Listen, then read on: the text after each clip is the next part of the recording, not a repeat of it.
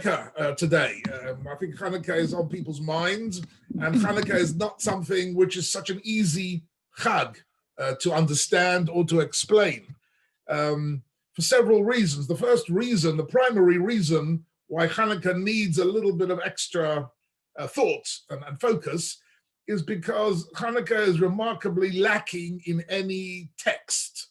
Judaism is a very text-oriented religion. Right? We have the text, of course, of the Tanakh, and after that the Mishnah and the Gemara, and many of the writings of Chazal. When it comes to Chanukah, we are completely reliant on Torah Shebaal Peh, and even within Torah Shebaal Peh, the sources are very minimal. And therefore, the background of Chanukah and the meaning and purpose of Chanukah needs a little bit of deeper understanding, and I'm hoping that this morning will contribute a little bit to that understanding. Obviously, it's the only one of the Chagim in the Jewish calendar, really, which doesn't have any text in the Tanakh at all. Contrast Purim, of course, it has Megillas Esther.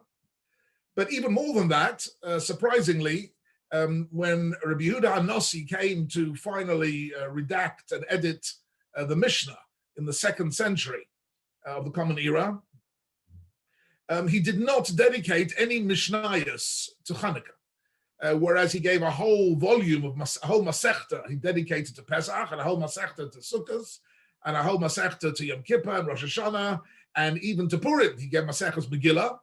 But Chanukah gets nothing in the Mishnah, and it's left completely to the Gemara later on to give us very, very scanty details of the origins of Chanukah, even though, of course, the Chanukah story took place in the 2nd century before the Common Era, in the middle of the Bayis Sheni, the Second Temple period, at the time when the authors of the Mishnah were alive. Hillel and Shammai, Yossi ben Yoezer, Yossi ben Yochanan, lots of the early Tanoim were alive in the Chanukah story. And the halachas of the Chanukah were well known to the Tanoim and in the time of the Gemara. Nevertheless, it was left to Torah Shebaal Peh. It remained an orally transmitted tradition rather than a textual tradition. And because of that, one needs to look a bit more closely at what is really Chanukah all about. So, and of course, at the same time, Chanukah has been, if you like, hijacked a little bit. It's been hijacked by donuts and latkes. It's been hijacked by dreidels and Chanukah gelt. It's been hijacked by modern secular Zionism to become a celebration of military power. Yehuda Maccabi, the Gibor, right, who forcibly ejected the Greeks out of the land of Israel and restored Jewish sovereignty to the land of Israel, much in the way that modern Medinat Yisrael threw out the Brits and reestablished Jewish sovereignty here. So in a sense, it's gone through, Chanukah has gone through several different interpretations as it was adopted culturally in lots of different ways. And what I'd like to try is to sort of get past the modern Zionistic interpretations and try and get past the donuts and the latkes.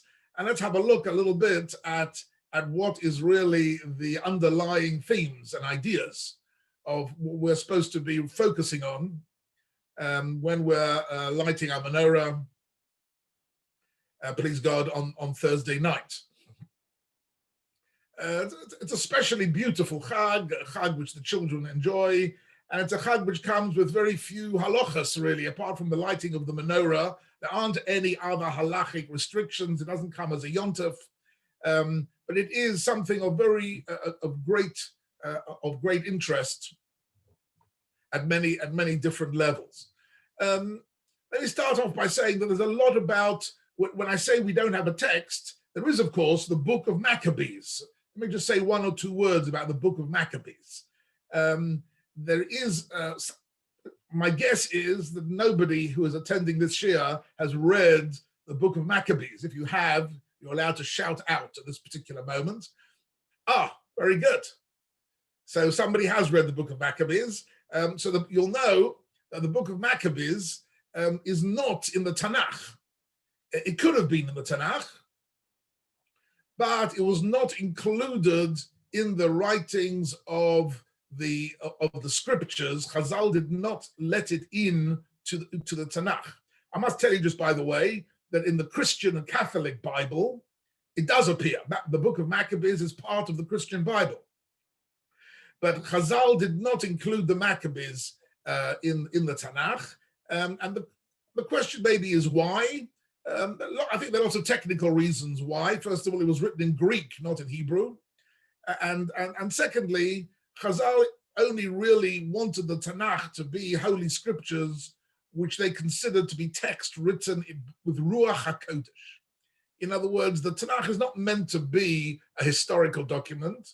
It's meant to be a document relating to the spiritual purpose and message, if you like, of Jewish life. And the book of Maccabees was not written by people with Ruach HaKodesh. It was written by scholars, Greek scholars, at the time of the Maccabee revolt against the Seleucid Greeks. But it didn't contain any Kedusha as such. Nevertheless, the book of Maccabees, like indeed the book of Josephus later on, is an extremely important historical source for understanding what happened, what was really the historical events surrounding the Chanukah story. But the book of Maccabees really deals with the battles and who fought the battles and the outcomes of the battles, which was a remarkable achievement, right? Just to remind you, we're talking about, as I say, roughly the year 170 BCE, when a new king, a new emperor took over part of the Greek Empire. It's important to mention, incidentally, the Greek Empire originally, under Alexander the Great originally, was very positive towards the Jewish people and very helpful and very supportive. It wasn't at all a persecuting empire. The Jews lived happily under Alexander the Great, witnessed the fact that actually they adopted, interestingly, very rarely happened in Jewish history, they adopted the name Alexander. The name Alexander became a Jewish name, right? There's no greater approbation, cultural approbation of a nation than adopting the name and naming your children Alexander after Alexander the Great. Right? Very unusual. I don't think there are many other examples in Jewish history where a name has really entered our culture from a non-Jewish source so dramatically as the name Alexander, right? And even great Jewish leaders and great Hasidic rebbes were called Alexander.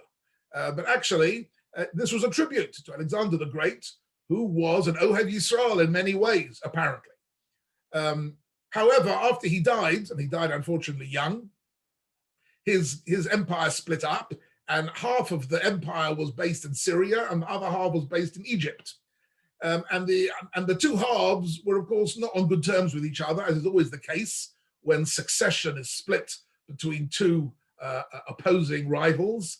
There was the Ptolemy dynasty in Egypt and the Seleucids in Syria. And guess what? The land of Israel was exactly in the middle between the two of them, geographically located. So it was not pleasant in Israel to be located between these two fighting groups. But whatever happened was that Antiochus IV became the king in roughly in the 2nd century at a certain point, and he was clearly something of an egomaniac, as were most of the leaders, kings and emperors at that time. So much so he called himself Epiphanes. Antiochus Epiphanes. Epiphanes in Greek means God made manifest. In other words, he was like really considered himself to be a divine incarnation in this world. And he was simply against any other culture that did not accept Hellenism. And interestingly, and I think this is a key issue in the whole of Chanukah to understand, the Hellenists did not want to destroy the Jewish people. They weren't anti-Semitic in the sense that we are familiar with. When we use the word anti-Semitism, we think of crusades, we think of pogroms, we think of the Holocaust. These are people who were, if you like, followers of Haman, who wanted lahashmid, larog, or la'abed as kol haYehudim, right? There's anti-Semitism, which is genocidal, which was the Purim story. The Chanukah story is a completely different story. It's important to understand that. The Greeks were not the enemies of the Jewish people, but they were the sworn enemies of Judaism. They hated Judaism. They loved the Jews, but they hated Judaism. They took the view that Judaism was really the danger to Hellenism, was an opponent of Hellenism, and the battle between the Jews and the Greeks was a Kulturkampf. It was really a clash of values and civilizations and perspectives on life. And what the Greeks wanted was really, in fact, not only were they not against the Jewish people, they loved the Jews because the Jews made excellent Hellenists. They found lots of recruits among the Jewish people to Hellenism. And sadly, the numbers and the degrees to which the Jewish people assimilated into Hellenist culture was alarming.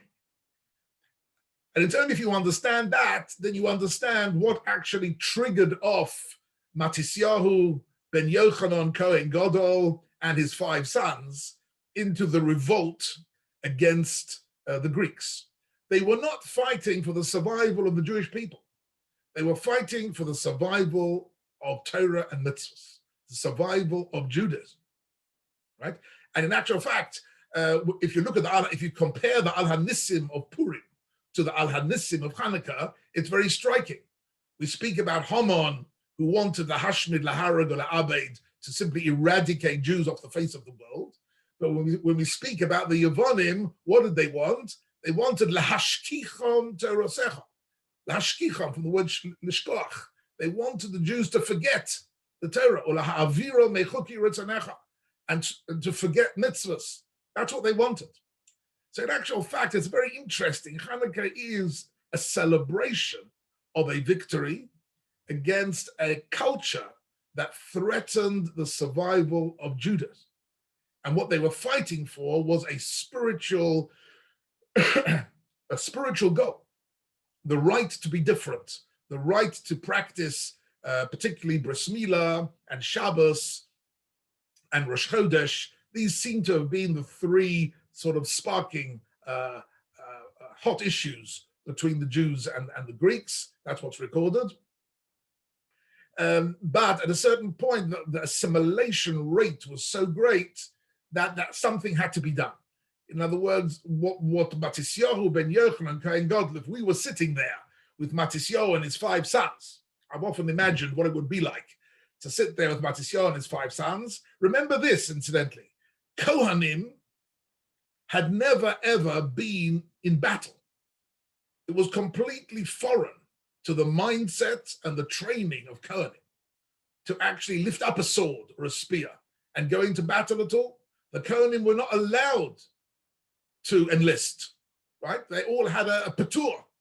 They all were all of the Kohanim and Leviim, Shevet Levi, were exempt from military service on the basis that they were dedicated to spiritual pursuits. And so for Matisyahu ben Yochanan to take up arms against the Greek enemy was a completely new and questionable activity. I'm sure the editorial in the Jewish Chronicle at the time said, what are these Kohanim doing walking around with swords and spears? We remember the Kohanim of last generation would never touch a sword. would never touch a spear. They would never go to battle. So, but they broke all the rules just in order to preserve the rights of the Jewish people to practice Torah and mitzvahs in the land of Israel. So it was really a very interesting and a focused a battle for the preservation of the spiritual entity within Judaism. And it's interesting that with Hellenism, we find for the first time this phenomenon, which sadly we're so familiar with in our generation, which is assimilation. In other words, with Yavonim, with Yavon, the Greeks, we find for the first time Jews who are called mityavnim, Jews who became Greeks. It's interesting, in the Babylonian exile, we don't hear about any mitbavlim. And with Egypt, we don't find any Mitzrayim or whatever. We don't find Jews actually in large numbers assimilating into another culture prior to Yavon. And that's because the Hellenist culture was so massively attractive and so massively interesting, and it promoted all sorts of wonderful ideas. Right? There was the Greek literature, the philosophy, and the mythology, which was absolutely magnificent. The Greek plays. There was the Greek architecture, which had never been seen before. There was the Greek statues and art. There'd never been such fabulous art before, promoted as by Hellenism, and of course the gymnasium and the beauty of the physical body, and lots of the values of Hellenism were extremely attractive, as indeed they still are today. In the culture that we live in, we in the Western world are accustomed to a non-Jewish culture, which in its root is largely Hellenistic. The origins of the values and what is considered to be beautiful and what is considered to be praiseworthy in the Western culture of today has its roots in Hellenism. But the Jewish world really was resisting this and took the view that beauty is something very nice, but beauty is never an end in itself. Beauty in and of itself, aesthetic beauty and physical beauty and architectural beauty and literary beauty, is something decorative, and it's something nice to have, but it's never something which can give you a purpose in life and can have any higher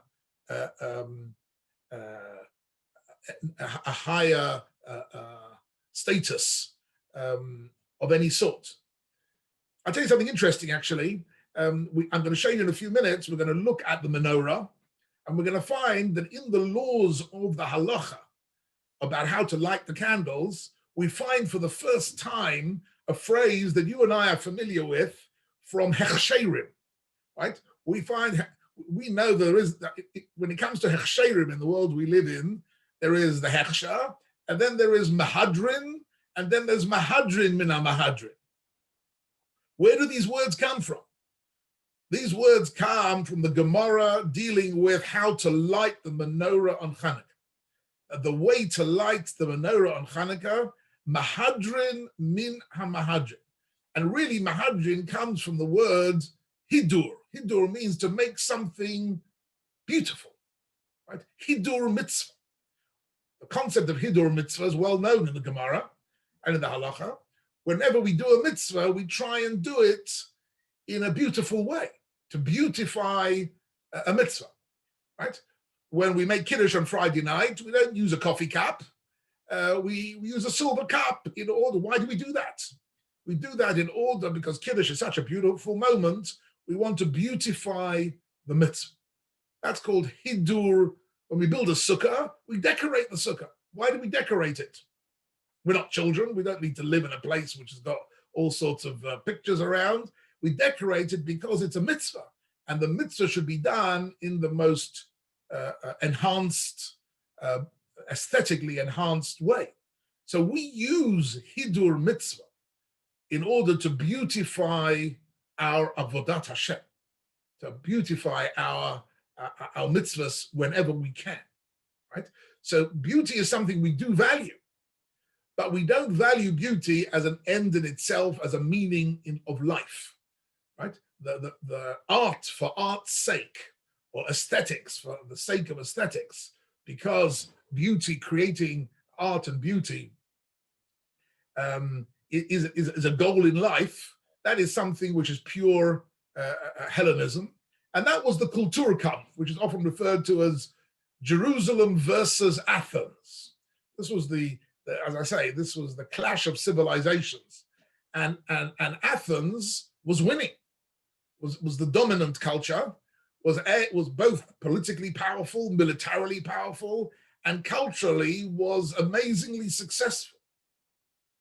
And what happens is that at a certain point, Klal Yisrael realized, well, actually, Klal Yisrael didn't realize. It was just a handful of Jews, the Kurdim, who realized it's now or never. If we don't now get rid of these people, there'll be nothing left. The assimilation rates are so unbelievably high that we have to, in some way, protect ourselves. Incidentally, the word Maccabi, spelled Mem Kaf Beis Yud, which we're familiar with here in Israel for various reasons, sports clubs and health insurances and all sorts of things, was, of course, invented by the son of Batisyahu ben Yochanan. Yehuda called himself Yehuda Maccabi. No one's quite sure what Maccabi means. Mem Kaf Beis Yud, right? In the book of Maccabees, we find it for the first time in the book of Maccabees. We've never heard of the word Maccabee in Jewish literature, either before the Chanukah story or indeed after the Chanukah story. Nobody in the Gemara or in the Midrashim is referred to as Maccabee, but Yehuda called himself Yehuda Maccabee. So I've heard various interpretations. Has anybody heard any interpretations of Maccabee? I'm open to offers. Does anybody want to say something? Yes, please, go ahead. You have to unmute yourself if you want to contribute. Yes. What does Maccabee mean? Okay, so there is one suggestion that it is an acronym. It's Rosh Tevos of Mi Chomoicha Ba'elim Hashem. Is that what you're saying? Yes, that is one interpretation. That was maybe his. I'm not sure what the source of that interpretation is. I'm not sure why Yehuda Maccabee would dafki have chosen that, but Jews love Rosh Tevos. Jews love acronyms of various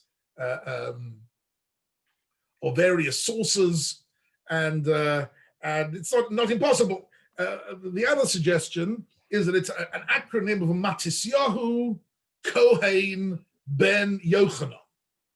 Mem Kaf Beis Yud is Matisyahu, right, who was Yehuda Maccabee's father, that he was a Kohen, and he was Ben, the son of Yochanan. That's how we start off our Alanissim. B'mei Matisyahu ben Yochanan Kohen Gadol. So Matisyahu ben Yochanan, so in actual fact, Maccabee could have been his son Yehuda who led the battle, that his war cry was, we're fighting for our father, who is the Kohen Gadol, Matisyahu Kohen ben Yochanan. That could also be the meaning of the word Maccabee. Personally, I think that makes more sense than Mi Chomoicha Ba'elim Hashem. Is a bit random why that should be used. Incidentally, I came across I met somebody last year here in Israel whose name was Ivgi, which he spelled Aleph Beis Gimel Yud, and we were discussing names. He came from Morocco, and apparently there's quite a big family Ivgi around. And I was talking to him, and my name is Kimche. Having the name Kimche is quite useful here in Israel, actually, because when you meet Sephardim and you say your name is Kimche, you think, oh, you're one of us. Kimche has a certain Sephardi ring about it. I have to decide, depending on the occasion, whether I convince them otherwise or not. But the name Kimche is a sort of an entry card into Sephardi rabbinic circles. Anyway, his name was Ivgi. And I said to him, any idea, what does Ivgi mean? Does it have a meaning at all? He says to me, oh, you don't know what it means? Let me explain to you something. He says, it comes from the fact that our ancestor in Morocco was a Kabbalist, was a great Kabbalist, and he was a known author on Kabbalah issues. I've never heard of him, but that's not a proof of anything because that's not my field. And Ivgi was chosen because Ivgi is Roshei Tevis, Ono B'Koyach Gedulas Yamincha. Aleph Beis Gimel Yud Ono B'Koyach Gedulas Yamincha. So that is it's interesting that in many of our in many family names, especially from North Africa, they chose the Roshei Tevis of the Roshei Tevis of various different statements of various sorts, right? I remember Rabbi Isaac Bernstein once mentioned the Chidah who was living in the 1700s. Does anyone know what his name was? Azulai, Rabbi Chaim Yosef David Azulai. So Rabbi Bernstein said that he found somewhere that Azulai was a name for Kohanim, right? And it's Roshei Tevis of the Pasuk saying, Isho Zona v'chalala lo yikach. All the women a Kohen is not allowed to marry. I find that a little bit strange that should be actually part of a family name, but there it is. Anyway, I'm just saying that Maccabi contains all these possible meanings. There is another commentary. The third and final suggestion for Maccabi is that in Aramaic, the word Maccabeh means a hammer. And Maccabi was simply a name that he was called. Yehuda Maccabi meant Yehuda the hammer, which meant that he was a fierce soldier and a fierce fighter and a leader, and that anyone who got in his way was well and truly hammered. Okay, so we've got various suggestions, but it shows you a little bit how the Chanukah story has these mysterious elements to it because we don't have a proper text. If there was a text somewhere about Chanukah, there'd be the word Maccabi, and then Rashi would tell us a commentary, and other commentators would tell us what Maccabi means. Like this, we're left a little bit with speculations, what the word Maccabi could. I must be honest with you, the same is true about the word Hashmonoi. No one's quite sure where the word Hashmonoi comes from. We've never heard of it before or after the Chanukah story. I'm not sure exactly. There are suggestions that it contains the word Shemen. In the word Hashmonoi is the word Shemen, so it could be got to do in some way with the oil of the Kohen Gadol, because Matisyahu ben Yochanan Kohen Gadol Hashmonoi. He was the Kohen Gadol, and the Kohen Gadol's job, of course, was lighting the menorah, and that was central to the whole Chanukah story. Anyhow, all I'm just saying is that Chanukah contains these key ideas which relate to individuals, which rely on later speculation a little bit in order to understand it properly.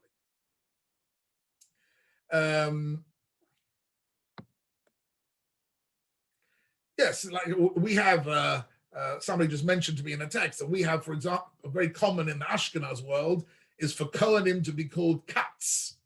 The name Katz, Kaf Tzadi, which is Roshei Tevis Kohen Tzedek. So we like to use Roshei Tevis wherever we can.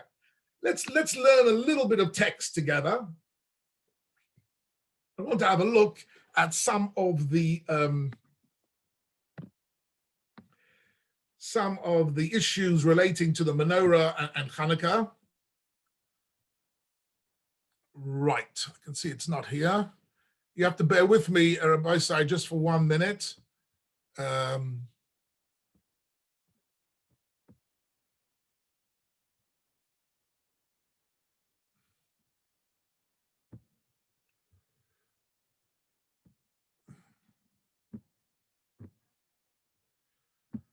Okay, how am I going to get back into this?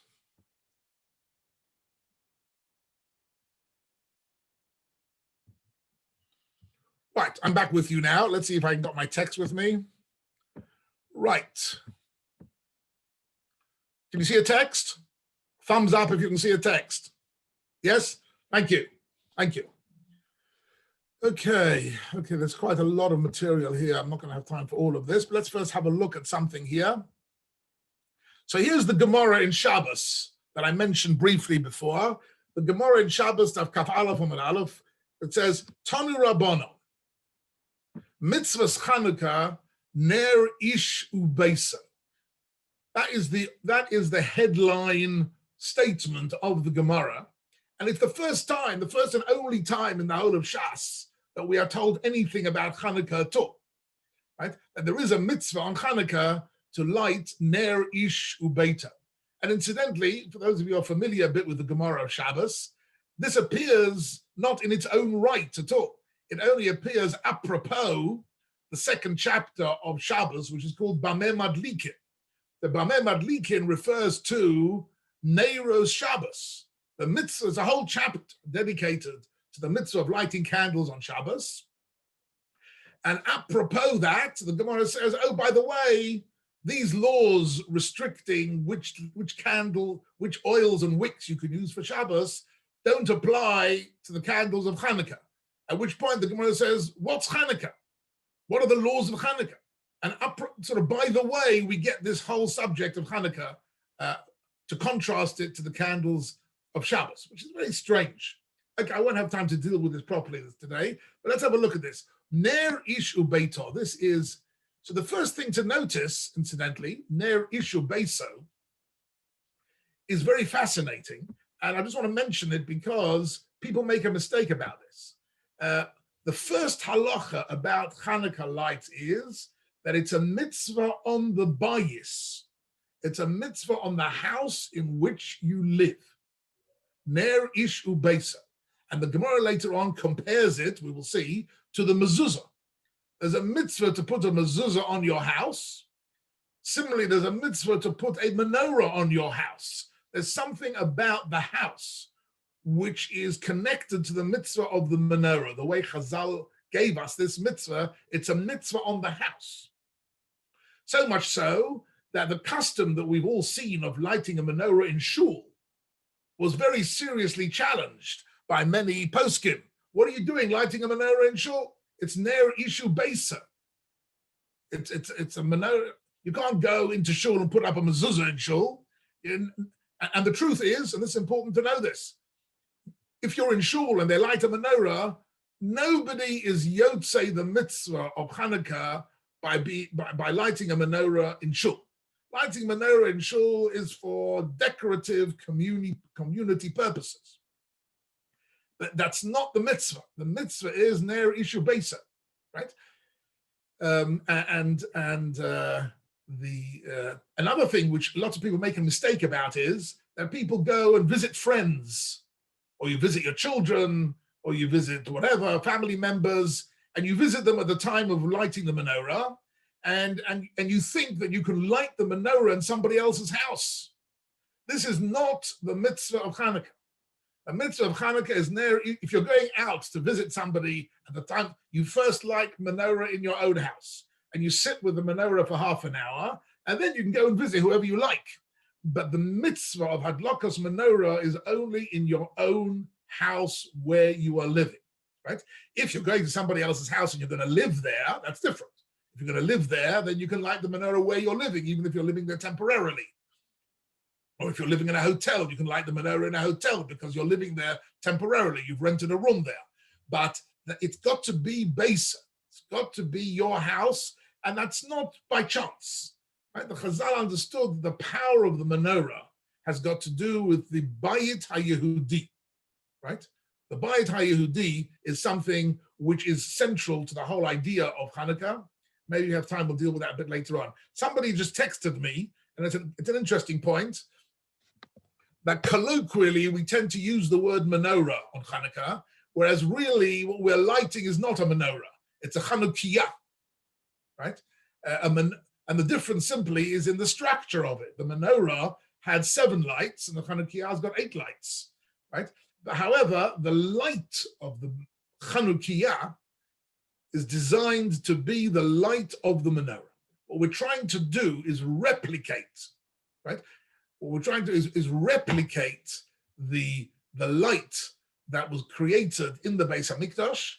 We're replicating it in our own house and shining it out into the world in some way for the light of the menorah, that the light of holiness, of kedusha. When Aaron HaKohen lit the menorah in the Beis Hamikdash, the light that came out was a light of kedusha, of sanctity. And that's why we say, Ein lana reshus lishtamesh bohem, elo lirosam bilvat. In contrast to all the other lights that we light, Shabbos lights and Havdalah lights, all the other lights we light, we can benefit from. We're supposed to benefit from. That's why we light them. But Hanukkah lights, we're not supposed to benefit from. They're just supposed to shine pure light, if possible, out into the public domain to show in some way. So let's have a look at what Rashi here. Rashi uses a very beautiful phrase here. So let's just have a look at this. The mitzvah is ner ishu beisa. So the Gemara understands that the word ner, which of course is a particularly precious word in me and my memory for obvious reasons, right? Having been in the community of Ner Yisrael for 35 years, but the word ner here means a single light. So if one is in difficulties, one can be yotze, one can fulfill the mitzvah by lighting a single candle. Ner is the singular. And then the Gemara goes on to say, for hamahadrin, if you want to make the mitzvah even more beautiful, then you should do ner lekol echad ve'echad, which means that you light the number of lights according to the number of people living in the house. So that we don't do that at all anymore. And then the last one is v'hamahadrin min hamahadrin. Here you have that phrase for the first time in Shas. We have this phrase of mahadrin min hamahadrin, meaning people who want to do it extra specially beautiful. And what's interesting is that uniquely in the laws of Chanukah, the halacha legislates the lighting of the menorah according to the mahadrin min hamahadrin principle. Usually, the halacha is to do it in its basic minimum sense, and then anyone who wants to be mahadrin can do it better than that. Chanukah is the exception to the rule. Here we have mahadrin min hamahadrin. We want to do it in the best way possible. So here is already a debate by Shammai Omrim, Yom Rishon Madlik Shmona Mikan Va'elech Poches Va'olech. That in the beginning you light 8 lights, and then you light 7, 6, right? 5, 4, 3, 2, 1. That it's Poches Va'olech. You light them in descending order. And Beis Hillel says what we do. Beis Hillel says Yom Rishon Madlik Achas. Right? The first day you light 1 candle, Mikan va'elech mosif v'holech. And this is the phrase mosif v'holech, means that it's growing and developing and becoming greater over time. Right? So, incidentally, this is just an example of a debate between Shammai and Hillel, Shammai and Beis Hillel, who lived during the Second Temple period. So there was no reason why Rabbi Yehuda HaNasi couldn't have written Mishnayos about Chanukah and included all the discussions between Shammai and Hillel, Shammai and Beis Hillel, and yet he didn't. And it's left really to the Gemara to give us an account of some bits of those debates. So he says, Mahadrin min mahadrin, those who are even more meticulous, change the number of lights daily. Beis Shammai says on the first day one kindles 8 and thereon gradually decreases. And Beis Hillel says on the first day 1 and then the way we do it. And here's interesting, the Gemara here asks the reasons for these 2 ideas, and the reason for Beis Hillel, which is the way we do it, is ma'alin ba'kodesh va'ein moridin. So that is a phrase we find a few times in the Gemara, that when you're doing something which has got to do ba'kodesh, something which has a spiritual purpose, we want to get into a growth pattern. Ma'alin ba'kodesh va'ein moridin. We want to be better and grow, etc. Interestingly, the question is, what about what could be a reason? What could be a reason for Beis Shammai to say that we start with 8 and go down to 1? So the Gemara says, it says there knows in Talmud Borav Keneged Porei Hachag. Anybody know what that means? What is Porei Hachag? Like the ones on Sukkot. Very good, Phil. Thank you. Phil's been listening to the Kriyas HaTorah on Sukkot, right? And on Sukkot, right, the korbanos, each day of Sukkot, we have a different number of korbanos, and it's in descending order, right? It's in descending order. It goes down. 13, 12, 11, 10, 9, 8, 7. It goes down in number. And the reason is because it's Porei HaChag, and the Gemara says that in some way, the Porei HaChag, altogether 70 Porim are brought, and that's Keneged Umot HaOlam. The influence of the non-Jewish nations on us, right? We're davening to HaKadosh Baruch Hu that it should be, that it should, I'm not sure what happened here. Sorry, just hold on a second. Somebody's changed the screen. Who is Feust, F-E-U-S-T? Somebody who's watching here? Sorry, 1 second. Let's try this again.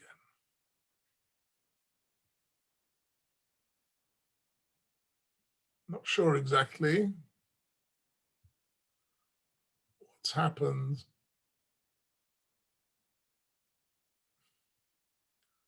Who is this? Maybe you were hacked. Someone shared the screen for some reason. I think this is Ellie and Adele's. No, it isn't. Somebody has shared a screen. Someone shared the screen. Someone shared a screen with me and messed up the. Okay, we're going to try and get back. I'm not sure you can. I can't get back into it. Can everybody try and make sure, look at their screen and see whether they have gone into screen share? Feust? Who is Feust? Is there anybody here who goes by the name of Feust, F-E-U-S-T? Let's have a look at the list of participants. Yes, there's someone called Feust. And he's done screen sharing.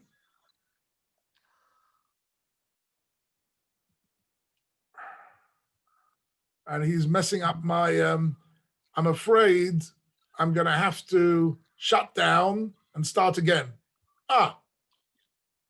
Right. Whoever did that has done tshuva. So let's try this again. Can you see the screen? Can you see the text? Yes. Can anyone see Yes. the text? Yes. Yes. Yes, yes, okay. Okay.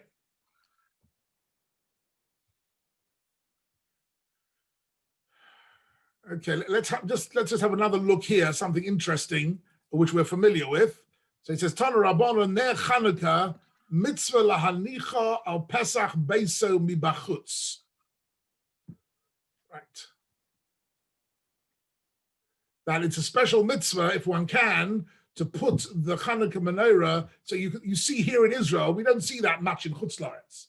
But in Israel, people tend to put their menorah outside the house in the street, either at the gate to the pavement or at the front door of the building, right? That was the original mitzvah of putting the menorah outside.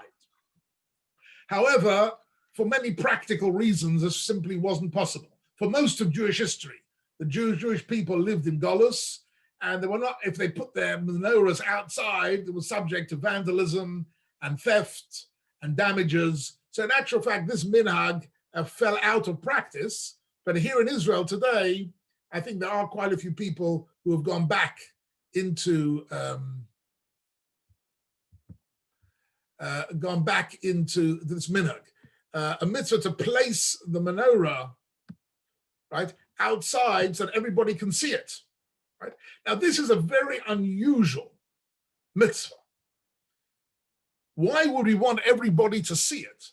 Have a look here. And if he lived upstairs, says the Gemara, he should place it at a window adjacent to the public domain, right? And I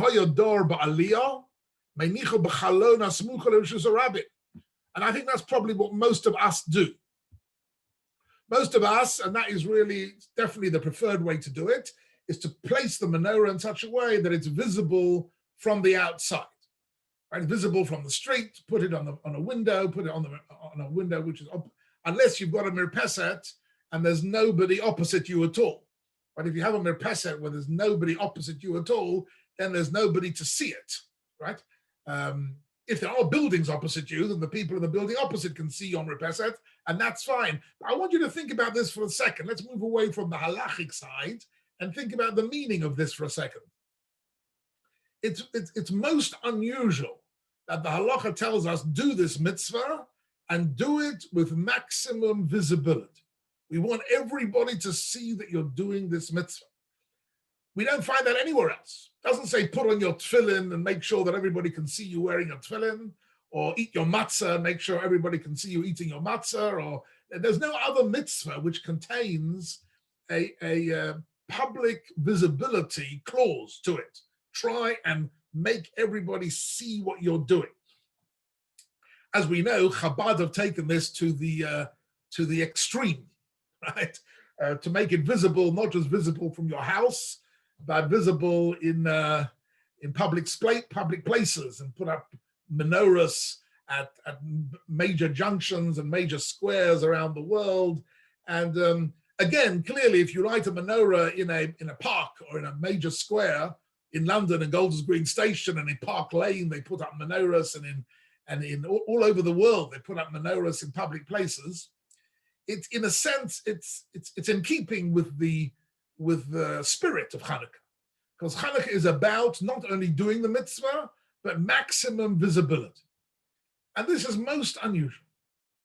And this really relates to the idea that on Chanukah we want to try and show the world that we're not embarrassed about the mitzvahs we keep. We want to do it in a way that everybody can see it.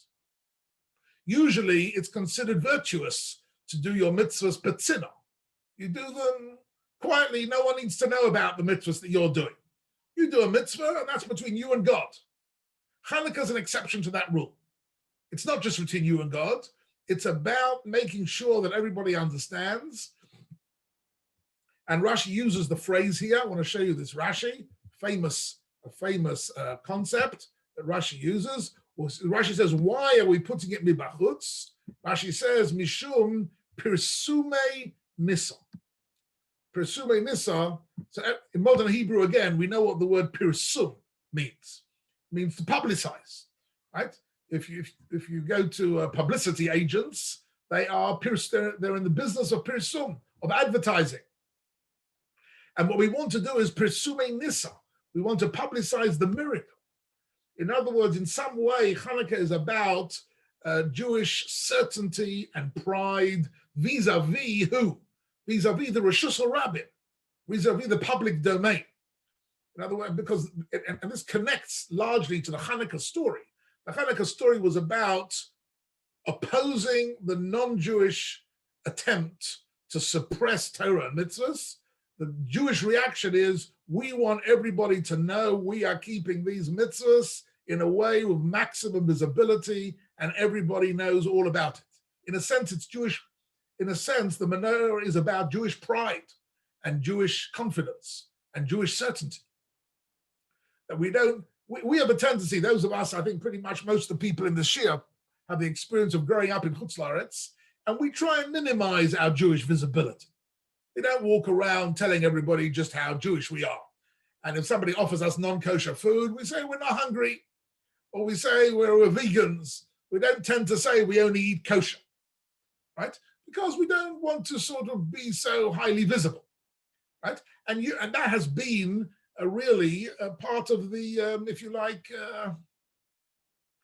part of the way Jews have behaved throughout the diaspora in self-defense, to try and minimize visibility. I've still got on record a few of the letters that I got from people in the Jewish community when I went public with my Eruv campaign in Northwest London. And many of the letters were violent letters saying, here we are in the diaspora trying to keep a low profile, and you want to go public and put up poles and wires and tell everybody this is where the Jews live, we're keeping Shabbos, and we're putting up poles and wires because this is our residence area. Are you crazy? Are you mad? You know, the feeling to keep a low profile in Chutz La'aretz is so deeply ingrained, right, as a way of protecting oneself, especially in Europe. In America, it's not so much. In America, I spoke to friends of mine in America who put up Eruvin. They didn't know what I was talking. They never ever heard an objection of keeping a low profile. In America, the higher the profile, the better it is. You know, if you can do it loud and you can do it in big neon letters, then the American Jews are happiest, right? You know, you can see it in London. Those of you who are familiar with London, if you go down Golders Green Road, if you drive down Golders Green Road from one end to the other, you pass about a dozen different shuls and schools and various things. And unless you know they're there, you've no idea where they are. Even our shul, Neri Shul in Hendon, had no sign outside ever saying this is a Jewish community. This is a Beis HaKnesses. Doesn't say it anywhere. If you can walk past the street, you've got no idea what this building is at all. In America, they got massive neon signs, Beth Jacob, you know, with the name of the founder and the name of the sponsor and the name and the time of davening, and it's as high profile as possible. So Americans have got this idea a bit more than we have in Europe. We try to keep a low profile. As I say, it comes from millennia of persecution. We try and hide a little bit. But when we decided to build the Eruv, we decided it's time to end hiding, and we've got every right to be more upfront. And but I got a lot of flack from other Orthodox Jews, especially Holocaust survivors and children of Holocaust survivors, who are very sensitive to making any public statements about where the Jews lived. And they considered that to be a major departure from the way Jews live in the diaspora. We try and keep it silent. We try and keep it low profile. Why am I mentioning all this? Because Chanukah is an exception to all these rules. Chanukah is the one halacha in the whole Torah where there's a special mitzvah, if at all possible, right, to project the light out into the street and say, we are proud to be part of this nes she'osa nisim la'avoseinu b'yom b'hem b'zman hazeh. We want pirsume nisa. We want to do the mitzvah, and we want to let everybody know that we're doing it. And that is really an intrinsic part of the mitzvah. And if you understand the history of Hanukkah, you understand why it's an intrinsic part, right? And this is, however, the Gemara does say, have a look at this, uvashas sakona, meinicha al shulchono v'daya. If you're living at a time where it's dangerous, if it's dangerous to put the menorah in such a way that it's visible from the outside, then meinicha al shulchono v'daya, you can see here in English translation, right? In times of danger, when the Gentiles issued a decree prohibiting kindling lights, he placed it on the table, and that's sufficient to fulfill his obligation. And sadly, there were lots of them for many centuries in Europe. If you put your menorah at your window, you get a brick through the window. You get a brick through the window from vandals and from anti-Semites and from the enemies of the Jewish community. So that was Shas Sakana. And therefore, if people don't feel comfortable putting the menorah in the window because they're worried about what might happen, you can, b'di'eved, still fulfill the mitzvah if you draw the curtains and light the menorah on your table. You've still done the mitzvah. But that's not the essence of the mitzvah. The essence of the mitzvah is pirsume nisa, to go out there and show the world that we are doing this mitzvah. And that's because the whole event of Hanukkah was the Jewish people asserting their right to do mitzvahs against the non-Jewish culture.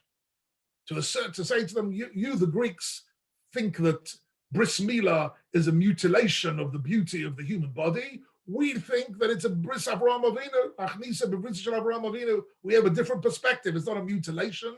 On the contrary, it sanctifies the body. And that was a massive, massive fight that the Jews had against the Hellenists about bris milah. And the Olympic Games, right? The athletes competed against each other naked, and the beauty of the human body, particularly the male human body, was considered by the Greeks to be the ultimate work of art. All the female human bodies in Greek architecture and art are fully clothed, and the men are fully naked. That says something about another aspect of the culture, which I'm not going to go into at the moment, but it's certainly interesting that Bris Milah became one of the major contentious issues between the Greeks and the Jews. The last point I want to mention here is also very interesting. The Gemara says, look at this last line here, and this is my last thing I want to deal with today. Omar Rava, Ner Chanukah, mitzvah lahanicho mismo.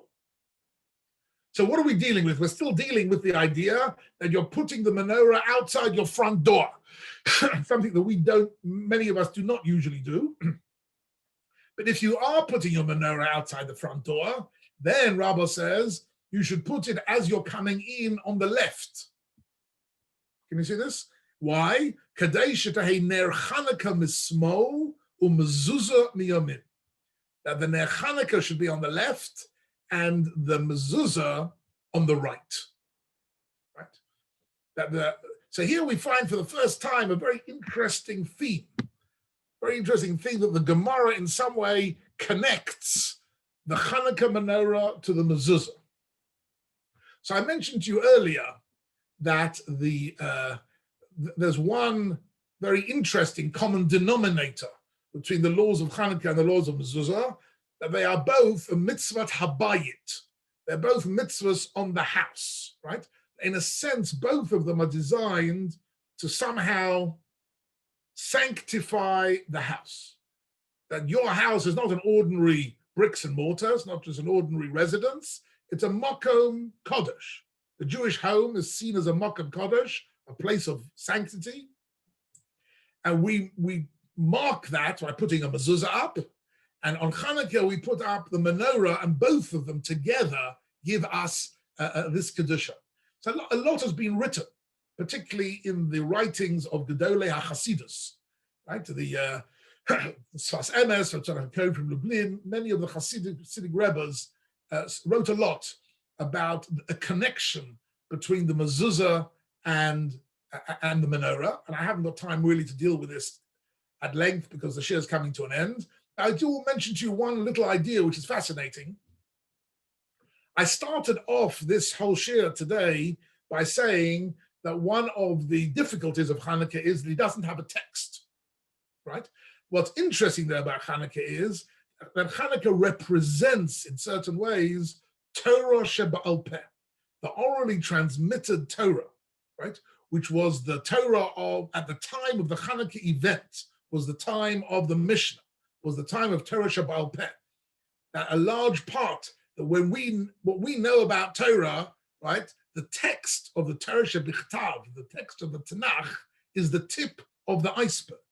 9/10 of Torah lies below the surface, like the iceberg. 9/10 of Torah is Torah Sheba'al Peh. It's not Torah Shebichtav. And in many ways, Chanukah was seen as the Yontov of Torah Sheba'al Peh. That's the language of the Sfas Emes. That's the language of Tzarech HaKohen of Lublin. We're celebrating the survival of the Masorah, that Torah Sheba'al Peh survived despite all the persecution and all the attempts by the Greeks and later on the Romans to eradicate Torah Sheba'al Peh. Torah Sheba'al Peh has survived, right?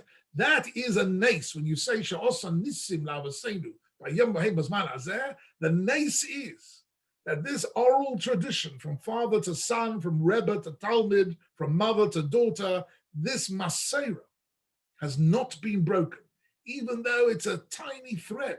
It's not even in a text. It exists in the mind and in the heart of Klal Yisrael. That is Chanukah. It says Tzarech HaKohen from Lublin that mezuzah biyamin, the menorah mismo, is Torah Shebichtav and Torah Sheba'al Peh. The mezuzah is, of course, Torah Shebichtav. It's the letters of the Torah written in a mini scroll, put on your mezuzah. right? Mezuzah is, in fact, a manifestation of the written word of the Torah. The menorah is the light of Torah Shebaal Peh. The light of Torah Shebaal Peh, which radiates out into the world and which is never ending. And this connection between the written and the oral traditions of Torah is very deeply rooted in our understanding of Jewish life. And when it comes to Chanukah, we should speak a bit about Torah Shebaal Peh. I'll just tell you one idea about it, which is a bracha that many of us have made every time you get an aliyah to the Torah. When you're called up to the Torah, so the first bracha, Asher Bocha Banu, we know from Birkas HaTorah in the morning. But the last bracha, Shenosan Lanu Torah's Emes, V'chaya Olam, you only say that after an aliyah. What are we saying? So I'm now going to give you a new pshat. In what are you saying when you're making the bracha after you're getting an aliyah to the Torah? So if you look in the Shulchan Aruch, it's one of the very rare occasions that the Shulchan Aruch gives you an explanation of a bracha. Shulchan Aruch says, you want to know what it means? It means Shanosan Lanu Torah's Emes. Torah's Emes is what you've just read, is the text of the written Torah. But Chaye Olam Nota B'Sochenu is Torah Shebaal Peh. Chaye Olam means the eternal life, which is Nata, Nun Tet Ayin, which means it's planted. It's not planted in the text. It's planted in our neshama. Our neshama has an infinite amount of understanding, infinite capacity to understand and to grasp and to enjoy the beauty of Torah Shebaal Peh. So when we make this bracha, what we're saying is, Shanosan Lanu Torah's Emes, we've just read from the Torah Shebichtav, and V'chaya Olam Nota B'Sochenu means, and now starts the job of learning the Torah Shebaal Peh, the oral tradition, which explains and goes deeper into the meaning of every word in the Torah. Has shivim ponim la Torah, infinite levels of depth and meaning and ruchnias. Each word in the Torah has a chaye olam attached to it. Chaye olam, an eternal life energy. Says the sort of going from Dublin, that is what the Gemara means by mezuzah miyamin u'menorah mismo. Mezuzah is Torah shebichtav, the written words, but the menorah was the Tanaim, was the Mishnah, was the oral tradition that gave us the Chaya Olam, and they complement each other. That's why the Gemara says these two are on both two sides of the door. So each time you go in, you are reminded of both the mezuzah and the menorah and the depth of Torah and the survival of Torah against the massive seduction of the Hellenist culture, and to this very day, right, to survive assimilation for many young people around the world is a tremendous nisayon. It's a tremendous test, surrounded completely by a non-Jewish culture which is very seductive and very attractive and very beautiful in many ways. And to be able to remain true to Shabbos and Yom Tov and all the values of Torah and mitzvahs, that was really Matisyahu ben Yochanan Kohen Gadol was the hero of the day, and he gave us this special Yom Tov of Chanukah. Okay, that's all.